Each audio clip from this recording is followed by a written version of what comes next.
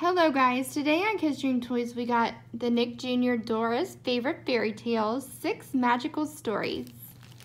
The first one we're going to read is Goldilocks and the 3 Bears. Come read with us. Once upon a time there were 3 bears, Mama Osa, Papa Oso, and Baby Osito. They all lived together in the house in the woods. Baby Osito was small, so he had a small bowl of porridge. Mama Osa was a medium size, so she had a medium-sized bowl for porridge. And since Papa Oso was such a big bear, he had a big bowl. In the living room, for each of the 3 bears, they had their very own chair to sit in. Baby Osito's chair was small, Mama Osa's chair was medium, and Papa Oso's chair was large. All 3 bears had their own beds too. You may have already guessed, Baby Osito's bed was tiny. Mama Osa's bed was medium, and Papa Oso's bed was extra large. One morning, the bears made some porridge, but it was too hot to eat right away. Who's that behind them? Is that Goldilocks? Let's go for a walk in the woods, said Mama Osa. By the time we get back, the porridge will be cool. Okay, said Papa Oso. That sounds like a fine idea. Yippee, said Baby Osito, who loved to go and walk in the woods. He skipped outside and his parents followed close behind him. When they were out, a young girl named Goldilocks stumbled upon the house. She had been walking in the woods for a very long time and was tired and hungry. When she knocked on the door, no one answered. She peeked through the window, but no one seemed to be home.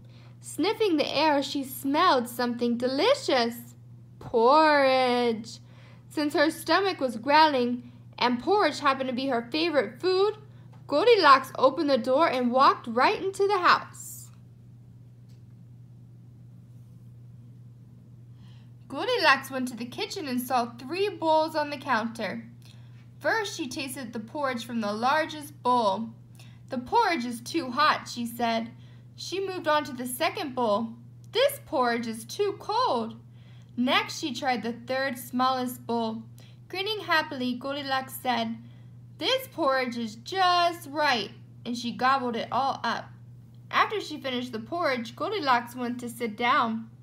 Walking to the living room, she saw 3 chairs. Goldilocks sat in the first chair. It was Papa Oso's. "This chair is too big," she exclaimed, jumping out of the chair. She sat in Mama Oso's chair, but not for long. "This chair is too big too," she said. Next, she sat in the 3rd smallest chair. It was Baby Osito's. "This chair is just right," said Goldilocks. But suddenly there was a strange creaking noise and the chair broke. "Ouch," said Goldilocks as she fell to the ground.